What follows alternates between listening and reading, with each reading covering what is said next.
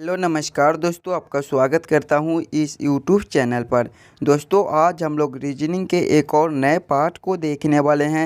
ये रीजनिंग का part number 8 होने वाला है। अगर आप इससे पहले वाले पार्ट नहीं देखे होंगे तो जाकर देख लीजिएगा। इस पार्ट के अंदर 10 इम्पोर्टेंट क्वेश्चन को देखेंगे जो बार बार एग्जाम में पूछे जाते हैं या फिर आने की संभावनाएँ रहती है। सभी क्वेश्चन इम्पोर्टेंट है। जैसे कि क्वेश्चन नंबर 7 को देख लीजिए। वेन आरेख वेन डायग्राम से रिलेटेड क्वेश्चन है। सुरक्षा पुलिस और चोर का किस प्रकार से वेन आरेख वेन डायग्राम बनेगा, ये हमसे पूछ रहा है। क्वेश्चन नंबर 3 को देख लीजिए। नंबर एनालॉजी रीजनिंग का प्रश्न है। ये देखने में आपको बहुत बड़ा प्रश्न दिख रहा होगा, बस इसको सेकेंडों में सॉल्व करवा देंगे। देखिए क्वेश्चन नंबर 8 को देखेंगे तो क्वेश्चन नंबर 8 हमें कह रहा है जिस प्रकार से कमरा का रिलेशन फर्श के साथ है उसी प्रकार से पूछ रहा है नदी का रिलेशन कौन सा शब्द से होगा। तो सभी क्वेश्चन इंपॉर्टेंट क्वेश्चन है जो बार बार एग्जाम में रिपीट किए जाते हैं या फिर आने की संभावनाएं रहती है। सभी क्वेश्चन को आपको एकदम शॉर्ट ट्रिक आसान तरीके के साथ सॉल्व कराने की कोशिश करेंगे। तो आप इस यूट्यूब चैनल पर नए हो तो चैनल को सब्सक्राइब जरूर कर लीजिएगा ताकि आपको डेली बाय डेली रीजनिंग का नए नए पार्ट मिलता रहे। चलिए 1 नंबर क्वेश्चन की ओर हम लोग चलेंगे। तो ये रहा हमारा 1 नंबर क्वेश्चन। 1 नंबर क्वेश्चन हमें कह रहा है नीचे दिए गए प्रश्न में लुप्त संख्या ज्ञात कीजिए। लुप्त संख्या कहाँ पर है हमारा, यहाँ पर है। इन्हीं क्वेश्चन मार्क पे दोस्तों कौन सी संख्या भरी जाएगी ये हमसे पूछ रहा है। जब भी हमें इस प्रकार के मिसिंग नंबर से रिलेटेड क्वेश्चन मिले तो ऐसे क्वेश्चन को हम लोग सामने सामने देखते हैं। यानी कि ये 8 से 64 कैसे लिख रहा है, 6 से 27 कैसे लिख रहा है, उसी प्रकार से हम लोग सोचेंगे हमारा 10 से कौन सा संख्या बनेगा जो ये क्वेश्चन मार्क पे भरा जाएगा। देखिए सबसे पहले हम लोग सोचेंगे तो ये 8 से 64 कैसे लिख रहे हैं। 8 को हम लोग क्या करेंगे ताकि हमारा 64 बन जाए। देखिए अगर हम लोग 8 का स्क्वायर कर देते हैं तो हमारा 64 बन जाता है। वही सेम हम लोग इसमें करेंगे। जब 6 का स्क्वायर करेंगे तो हमारा 36 हो जाएगा। लेकिन यहाँ पे देखिए 27 लिखा हुआ है। यानी कि इस प्रकार से इस क्वेश्चन मार्क को हम लोग सॉल्व नहीं कर सकते हैं। कोई और दूसरा तरीका से हम लोग सोचेंगे 8 से 64 लाने को। अगर आप लोग 64 को ध्यान से देखिएगा तो ये आपका 4 का क्यू भी है। फिर 27 को देखेंगे तो ये हमारा 3 का क्यू है। उसी प्रकार से सोचेंगे कि हम लोग 8 से 4 कैसे ला सकते हैं।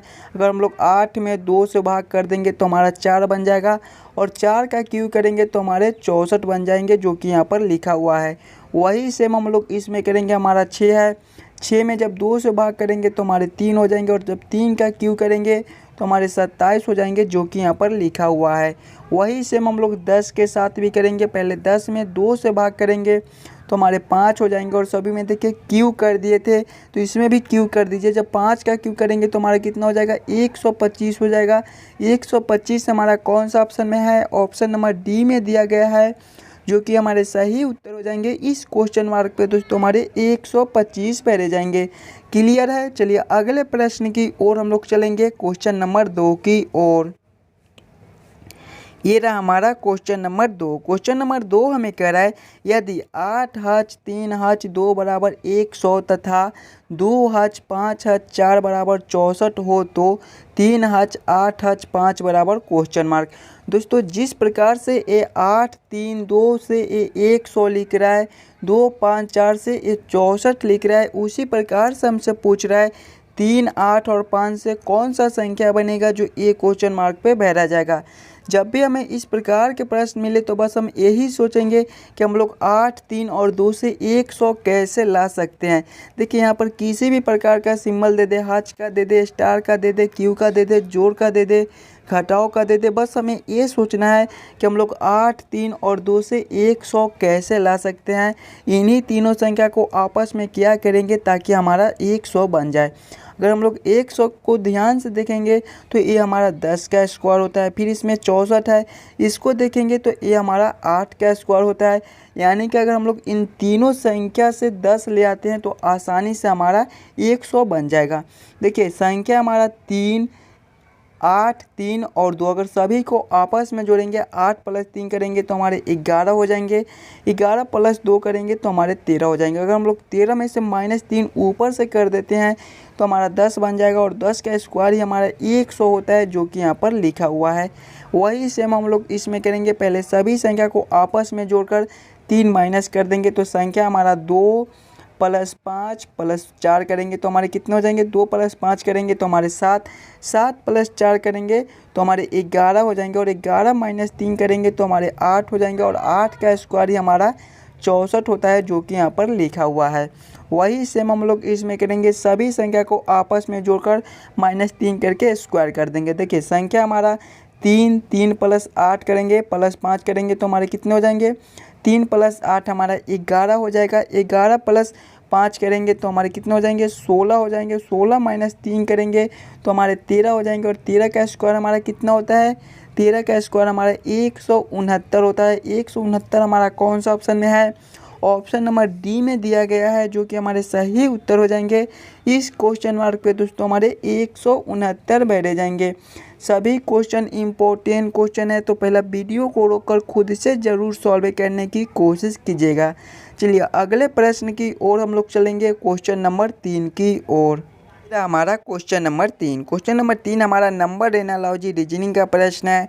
ऐसे प्रश्न भी आपको हर एग्जाम में पूछे जाते हैं, तो पहला वीडियो को रोककर खुद से ज़रूर सॉल्व करने की कोशिश कीजिएगा। देखिए प्रश्न हमें कह रहा है 12 56 46 अनुपात 144 56 46 समानुपात 11 67 54 अनुपात क्वेश्चन मार्क। जिस प्रकार से दोस्तों 12 56 46 से 144 56 46 लिख रहा है, उसी प्रकार से हमसे पूछ रहा है 11 67 54 से कौन सा संख्या बनेगा जो ये क्वेश्चन मार्क पे बैठा जाए। जब भी हमें इस प्रकार के प्रश्न मिले तो सबसे पहले हम लोग इसको ध्यान से देखेंगे कि ये 12 56 46 से 144 56 46 कैसे लिख रहा है। एकदम आसान सा क्वेश्चन है। देखिए 56 46 को 56 46 यहाँ पर लिख दिया है, और ये जो 12 है इसका स्क्वायर कर दिया। जब 12 का हम लोग स्क्वायर करेंगे तो हमारे 144 हो जाएंगे, और लास्ट वाला सभी संख्या को सेम लिख दिया है 56 46। वही सेम हम लोग इसमें करेंगे। फर्स्ट वाले दो संख्या को स्क्वायर करेंगे तो हमारा 11 है, जब 11 का स्क्वायर करेंगे तो हमारे 121 हो जाएंगे, और लास्ट वाले सभी संख्या को देखिए सेम लिखा दिया था, तो वही सेम हम लोग लिख देंगे 67 54 लिख देंगे। कौन सा ऑप्शन में हमारा 121 67 54 है, 121 67 54 हमारे ऑप्शन नंबर ए में दिए गए हैं, जो कि हमारे सही उत्तर हो जाएंगे। इस क्वेश्चन मार्क पे दोस्तों हमारे 121 67 54 लिखे जाएंगे। चलिए अगले प्रश्न की ओर हम लोग चलेंगे, क्वेश्चन नंबर 4 की ओर। ये रहा हमारा क्वेश्चन नंबर 4। क्वेश्चन नंबर 4 हमें कह रहा है यदि 16 मार्च 2018 को सोमवार दिन था तो 12 मई 2018 को कौन सा दिन रहा होगा। कैलेंडर से रिलेटेड क्वेश्चन है। ऐसे क्वेश्चन भी आपको एग्जाम में देखने को मिल जाएंगे। देखिए जब भी हमें इस प्रकार के प्रश्न मिले तो सबसे पहले हम लोग टोटल दिन को निकालेंगे। टोटल दिन कैसे निकालेंगे, देखिए यदि 16 मार्च 2018 को सोमवार दिन था, मार्च सबसे पहले 16 मार्च है तो हम लोग मार्च को देखेंगे। मार्च हमारा कितना दिनों का लगता है, मार्च हमारे 31 दिन के लगते हैं, और मार्च में हमारे कितने दिन दिए गए हैं, 16 दिन। इसको माइनस कर लेंगे। जब 31 माइनस 16 करेंगे तो हमारे कितने हो जाएंगे, इधर हमारे कितने हो जाएंगे 10 1 11 5, इधर हमारे हो जाएंगे 1, यानी कि 15 दिन हमारे मार्च में बच जाएंगे। फिर हमारा मार्च के बाद कौन सा महीना आता है, मार्च के बाद हमारा अप्रैल आता है, तो अप्रैल हमारे कितने दिनों के लगते हैं, 30 दिनों के लगते हैं। फिर हमारा अप्रैल के बाद मई आता है, तो मई यहाँ पर दिया गया है 12 मई दिया गया है, यानी कि मई में हमारे 12 दिन दिए गए हैं, तो इसको भी ले लेंगे। फिर हमारा क्या है, साल को देखेंगे तो 2018 यानी कि साल हमारा सेम है, बस तो हमारे टोटल इतने दिन बनते हैं। हम इसी को आपस में सभी को जोड़ लेंगे। जब 15 प्लस 30 करेंगे तो हमारे 45 हो जाएंगे, और 45 प्लस 12 करेंगे तो हमारे 57 हो जाएंगे। अब इसको क्या करेंगे, देखिए टोटल दिन हमारा 57 निकला। 57 दिन के बाद हमसे पूछ रहा है कि कौन सा दिन रहा होगा। देखिए 57 दिन से पहले हमारा सोमवार दिन था, और 57 दिन के बाद हमसे पूछ रहा है कि कौन सा दिन रहा होगा। तो अब इसमें हम लोग क्या करेंगे कि 7 से भाग कर देंगे। 7 से इसलिए भाग करेंगे कि सप्ताह हमारे 7 दिनों के लगते हैं। 7 दिनों के बाद हमारा दिन एक बार दोबारा से आता है, तो जब 7 से भाग करेंगे तो हमारे 8 7 56 लग जाएंगे। हमारा शेष 1 बच गया, बस यही एक हमारा उत्तर आ जाएगा। अब इसको क्या करेंगे कि हम लोग सोमवार में ऐड कर देंगे। जब सोमवार में हम लोग प्लस 1 करेंगे तो हमारे कौन से दिन हो जाएंगे, मंगलवार दिन हो जाएंगे। मंगलवार हमारा कौन सा ऑप्शन में है, ऑप्शन नंबर ए में दिया गया है, जो कि हमारे सही उत्तर हो जाएंगे। जिस प्रकार से दोस्तों 16 मार्च 2018 को सोमवार दिन था, उसी प्रकार से हमारा 12 मई 2018 को मंगलवार दिन रहेगा। क्लियर है। चलिए अगले प्रश्न की ओर हम लोग चलेंगे, क्वेश्चन नंबर 5 की ओर। ये रहा हमारा क्वेश्चन नंबर 5। क्वेश्चन नंबर 5 हमें कह रहा है नीचे दिए गए श्रृंखला को पूरा करें। श्रृंखला सीरीज से रिलेटेड क्वेश्चन है हमारा। एक श्रृंखला सीरीज चल रहा है और यहाँ पर क्वेश्चन मार्क है। इन्हीं क्वेश्चन मार्क पे दोस्तों कौन सी संख्या बढ़ी जाएगी ये हमसे पूछ रहा है। जब भी हमें श्रृंखला सीरीज से रिलेटेड क्वेश्चन मिले तो सबसे पहले हम लोग श्रृंखला को ध्यान से देखेंगे और समझने की कोशिश करेंगे हमारा किस प्रकार का श्रृंखला है, इसे हम लोग कैसे जल्द से जल्द सॉल्व कर सकते हैं। देखिए श्रृंखला को देखेंगे तो 4 से 15 लिखा हुआ है, 15 से 6 लिखा हुआ है, 6 से 35 लिखा हुआ है, 35 से 8 लिखा हुआ है, 8 से 63 लिखा हुआ है, 63 से 7 लिखा हुआ है और इसके बाद क्वेश्चन मार्क है। अगर हम लोग श्रृंखला को देखेंगे तो एक संख्या छोटा फिर एक संख्या बड़ा, एक संख्या छोटा एक संख्या बड़ा, कुछ इस प्रकार का हमारा श्रृंखला है। जब भी हमें इस प्रकार के श्रृंखला मिले तो सबसे पहले हम लोग ये देखेंगे कि ये 4 से 15 कैसे लिख रहा है, 6 से 35 कैसे लिख रहा है, 8 से 63 कैसे लिख रहा है। उसी प्रकार से हम लोग सोचेंगे हमारा 7 से कौन सा संख्या बनेगा। देखिए 4 से 15 लिख रहा है, अगर हम लोग 4 का स्क्वायर करेंगे तो हमारे कितने हो जाएंगे, 16 हो जाएंगे और इसमें से 1 माइनस करेंगे तो हमारा 15 हो जाएगा, जो कि यहाँ पर लिखा हुआ है।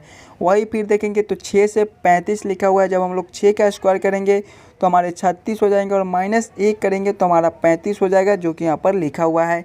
फिर देखेंगे तो 8 से 63 लिखा हुआ है, जब हम लोग 8 का स्क्वायर करेंगे तो हमारे 64 हो जाएंगे और माइनस 1 करेंगे तो हमारे 63 हो जाएंगे, जो कि यहाँ पर लिखा हुआ है।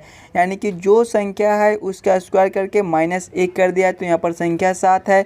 जब हम लोग 7 का स्क्वायर करेंगे तो हमारे कितने हो जाएंगे, 7 7 49 हो जाएंगे और माइनस 1 करेंगे तो हमारे 48 हो जाएंगे। 48 हमारा कौन सा ऑप्शन में है, ऑप्शन नंबर सी में दिया गया है, जो कि हमारे सही उत्तर हो जाएंगे।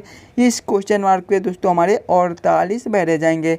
अगर आपको किसी भी क्वेश्चन में कोई दिक्कत हो तो हमें कमेंट करके बताइएगा। चलिए अगले प्रश्न की ओर हम लोग चलेंगे, क्वेश्चन नंबर 6 की ओर। ये रहा हमारा क्वेश्चन नंबर 6। क्वेश्चन नंबर 6 हमें कह रहा है निम्नलिखित प्रश्नों में दिए गए विकल्पों में से प्रश्न चिन्ह के स्थान पर आने वाली संख्या को चुनिए। प्रश्न चिन्ह कहाँ पर है, यहाँ पर है। इन्हीं क्वेश्चन मार्क पे दोस्तों कौन सी संख्या बढ़ी जाएगी ये हमसे पूछ रहा है। जब भी हमें इस प्रकार के मिसिंग नंबर से रिलेटेड क्वेश्चन मिले तो ऐसे क्वेश्चन को हम लोग दो तरीके से सॉल्व कर सकते हैं। सबसे पहले तो हम लोग क्वेश्चन को इस लाइन से देखेंगे कि हमारा 4 और 3 से ये 9 कैसे लिख रहा है, 7 और 4 से 5 कैसे लिख रहा है। उसी प्रकार से हम लोग सोचेंगे हमारा 2 और 8 से कौन सा संख्या बनेगा जो ये क्वेश्चन मार्क पे भरा जाएगा। अगर इस लाइन से हमारा प्रश्न सॉल्व नहीं होता है तो फिर इस लाइन से हम लोग देखेंगे कि हमारा 4 और 7 से ये 2 कैसे लिख रहा है, 3 और 4 से 8 कैसे लिख रहा है, 9 और 5 से ये किस प्रकार से ये क्वेश्चन मार्क लिख रहा है। उसी प्रकार से हम लोग सोचेंगे हमारा 9 और 5 से कौन सा संख्या बनेगा जो ये क्वेश्चन मार्क पे भरा जाएगा। सबसे पहले हम लोग इस लाइन से देखेंगे तो हमारा 4 और 3 से ये 9 लिख रहा है। अगर दोनों संख्या को आपस में जोड़ेंगे, 4 + 3 करेंगे तो हमारे 7 हो जाएंगे, 7 में 2 ऊपर से जोड़ेंगे तो हमारा 9 बन जाएगा। वही सेम इसमें करेंगे, दोनों को आपस में जोड़ेंगे, 7 + 4 करेंगे तो 11, 11 + 2 करेंगे तो हमारे 13 हो जाएंगे। लेकिन यहाँ पर देखिए 5 लिखा हुआ है, यानी कि ये तरीका हमारा गलत हो जाएगा। इस प्रकार से इस प्रश्न को हम लोग सॉल्व नहीं कर सकते हैं। कोई और दूसरा तरीका से हम लोग सोचेंगे 4, 3 से 9 लाने को। ध्यान से देखिएगा, अगर हम लोग तीनों संख्या को आपस में जोड़ लेते हैं तो तीनों संख्या हमारा कितना है, 4 + 3 करेंगे तो 7, 7 + 9 करेंगे तो हमारे 16 हो जाएंगे। यानी कि तीनों को जोड़कर हमारा 16 मिलता है। फिर अगर इन तीनों को आपस में जोड़ेंगे तो 7 + 4 करेंगे तो 11, 11 + 5 करेंगे तो 16, यानी कि इन तीनों संख्या को भी जोड़ने से हमारा 16 बनता है। फिर इन तीनों को आपस में जोड़कर देखेंगे तो 2 + 8 करेंगे तो हमारे 10 हो जाएंगे। और 10 में कितना जोड़ दे ताकि हमारा नीचे तीनों बराबर हो जाए, 16, 16, 16 ही करना है ना। जब 10 में हम लोग 6 ऊपर से जोड़ेंगे तो हमारा 16 हो जाएगा, यानी कि इस क्वेश्चन मार्क पे 6 भरा जाएगा। 6 हमारा कौन सा ऑप्शन में है, ऑप्शन नंबर ए में दिया गया है, जो कि हमारे सही उत्तर हो जाएंगे। देखिए इन तीनों संख्या को जोड़ने से 16 आता है। उसी प्रकार से इन तीनों संख्या को जोड़ने से 16 आता है। इन दोनों संख्या को आपस में जोड़ने से 10 आता है। तो हम लोग बीच में कितना जोड़े ताकि नीचे हमारा फिर 16 बन जाए। जब हम लोग 6 को जोड़ेंगे तो हमारा 16 बन जाता है, जो कि ऑप्शन नंबर ए में दिया गया है। क्लियर है। चलिए अगले प्रश्न की ओर हम लोग चलेंगे, क्वेश्चन नंबर 7 की ओर। ये रहा हमारा क्वेश्चन नंबर 7। क्वेश्चन नंबर 7 हमें कह रहा है, वह आरेख चुनिए जो नीचे दिए गए वर्गों के बीच के संबंध का सही निरूपण करता है। वेन आरेख वेन डायग्राम से रिलेटेड क्वेश्चन है। क्वेश्चन है हमारा सुरक्षा, पुलिस, चोर। बस इन्हीं तीनों में हमें सोचना है कि कौन किसके साथ संबंधित है, कौन किसके अंदर आ सकता है। देखिए सुरक्षा है, पुलिस है, चोर है। पुलिस क्या करता है कि सुरक्षा करता है, तो सुरक्षा के अंदर ही हमारे पुलिस आ जाएंगे और चोर ये हमारे अलग हो जाएंगे। बहुत सारे स्टूडेंट करेंगे कि पुलिस के अंदर चोर को रख देंगे तो गलत हो जाएगा। सुरक्षा के अंदर पुलिस आएंगे और चोर हमारा अलग है। सबसे पहले हम लोग सुरक्षा के लिए एक गोला बना लेंगे। पुलिस हमारे सुरक्षा करते हैं तो पुलिस को हम लोग सुरक्षा के अंदर रख देंगे और फिर हमारा चोर बचा, ये हमारा सबसे अलग है। तो इसका वेन डायग्राम कुछ इस प्रकार से बनेगा, जो कि ऑप्शन नंबर सी में दिया गया है। क्वेश्चन नंबर 7 का हमारा ऑप्शन नंबर सी सही उत्तर हो जाएगा। चलिए अगले प्रश्न की ओर हम लोग चलेंगे, क्वेश्चन नंबर 8 की ओर। ये रहा हमारा क्वेश्चन नंबर 8। क्वेश्चन नंबर 8 हमें कह रहा है, निम्नलिखित प्रश्न में दिए गए विकल्पों में से संबंधित शब्द को चुनिए। प्रश्न हमें कह रहा है, कमरा अनुपात फर्श, समानुपात नदी अनुपात क्वेश्चन मार्क। दोस्तों जिस प्रकार से कमरा से फर्श लिख रहा है, उसी प्रकार से हमसे पूछ रहा है कि नदी से कौन सा शब्द बनेगा जो एक क्वेश्चन मार्क पे भरा जाएगा। जब भी हमें इस प्रकार के प्रश्न मिले तो सबसे पहले हम लोग ये सोचेंगे कि एक कमरा से फर्श कैसे लिख रहा है। हम लोग कमरा से फर्श कैसे लिख रहा है ये सोचेंगे। देखिए कमरा के सबसे निचले भाग को हम लोग फर्श कहते हैं। कमरा में जो सबसे निचले वाले भाग होते हैं उसी को हम लोग फर्श कहते हैं। उसी प्रकार से नदी के सबसे निचले वाले भाग को हम लोग क्या कहते हैं, तल कहते हैं। तल हमारा कौन सा ऑप्शन में है, ऑप्शन नंबर डी में दिया गया है, जो कि हमारे सही उत्तर हो जाएंगे। जिस प्रकार से कमरा के सबसे निचले वाले फर्श को हम लोग सबसे निचले वाले भाग को फर्श कहते हैं, उसी प्रकार से नदी के सबसे निचले वाले भाग को हम लोग तल कहते हैं। चलिए अगले प्रश्न की ओर हम लोग चलेंगे, क्वेश्चन नंबर 9 की ओर। Question number 9। क्वेश्चन नंबर 9 हमें कह रहा है, नीचे दिए गए प्रश्न में संबंधित अक्षर को चुनिए। प्रश्न हमें कह रहा है, OPQ अनुपात TUV समानुपात ABC अनुपात क्वेश्चन मार्क। दोस्तों जिस प्रकार से OPQ का रिलेशन TUV के साथ है, उसी प्रकार से हमसे पूछ रहा है ABC का रिलेशन कौन सा अक्षर से होगा जो एक क्वेश्चन मार्क पे भरे जाएंगे। जब भी हमें इस प्रकार के प्रश्न मिले तो पहले हम लोग सिंगल अक्षर को देखेंगे, यानी कि O से T कैसे लिख रहा है, P से U कैसे लिख रहा है, Q से V कैसे लिख रहा है। उसी प्रकार हम लोग सोचेंगे हमारा A से कौन सा अक्षर बनेगा, B से कौन सा अक्षर बनेगा और C से कौन सा अक्षर बनेगा। देखिए O से T लिख रहा है, O हमारे 15 नंबर पर आते हैं और T हमारे 20 नंबर पर आते हैं, यानी कि इसमें +5 कर दिया। जब O +5 हम लोग करेंगे तो हमारे T हो जाएंगे। फिर देखेंगे तो P से U लिखा हुआ है, P हमारे 16वें नंबर पर आते हैं और U हमारे 21वें नंबर पर आते हैं, यानी कि इसमें भी हमारा +5 कर दिया है। फिर देखेंगे तो Q से भी लिखा हुआ है, इसमें भी हमारा +5 कर दिया है। Q हमारे 17वें नंबर पर आते हैं और V हमारे 22वें नंबर पर आते हैं। जब Q +5 करेंगे तो हमारे V हो जाएंगे। वही सेम हम लोग इसमें करेंगे, तीनों में +5 +5 +5 कर देंगे। जब A +5 करेंगे तो हमारे F हो जाएंगे, B +5 करेंगे तो हमारे G हो जाएंगे और जब C +5 करेंगे तो हमारे H हो जाएंगे। कौन सा ऑप्शन में हमारा FGH लिखा हुआ है, FGH हमारे ऑप्शन नंबर A में दिए गए हैं, जो कि हमारे सही उत्तर हो जाएंगे। इस क्वेश्चन मार्क पे दोस्तों हमारे FGH भरे जाएंगे। चलिए अगले प्रश्न की ओर हम लोग चलेंगे, क्वेश्चन नंबर 10 की ओर। ये रहा हमारा क्वेश्चन नंबर 10। क्वेश्चन नंबर 10 हमें कह रहा है, नीचे दिए गए प्रश्नों में त्रिभुजों की संख्या बताएं। इस प्रश्न में टोटल कितने त्रिभुज है ये हमसे पूछ रहा है।